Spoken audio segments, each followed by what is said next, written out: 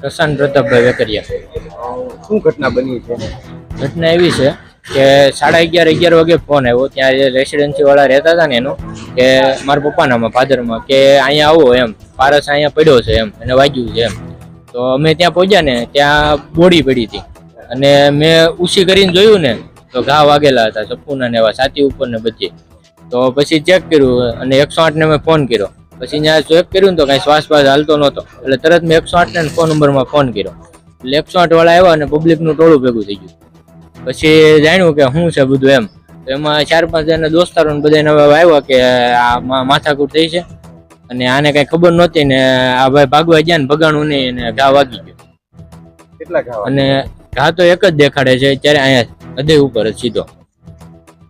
કોઈ અગાઉ કોઈ મગજમારી નહીં, અગાઉ એવી કાંઈ એની મગજમારી જ નહીં. તો કેટલા લોકો દ્વારા ચપ્પુના ઘા એ જાણ મળી ને ત્યારે એમ કે છે કે 7-8 જણા હતા અને આ લોકો 4-5 બેઠા હતા. એમાં આને અહીંયા સપૂન ઘા માર્યો, બીજા બધાને અલગ અલગ જગ્યાએ વાગ્યા. કેટલા જણાને વાગ્યા?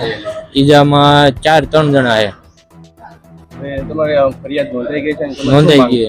અમારી એ જ માંગ છે કે ઇન્સાફ મળવો જોઈએ. આમ ના શું છે બધું જાણકારી મળવી જોઈએ, કોણ કરવા વાળો છે. પોલીસ દ્વારા શું કાર્યવાહી? પોલીસ વાળા અત્યારે બધી કાર્યવાહી થઈ ગઈ છે અને જે લોકોને અત્યારે જેને કર્યું છે એ બધા અત્યારે રિમાન્ડ ઉપર આવી ગયા છે અને પકડાઈ ગયા છે અને ઘણા ખરા બાકી છે.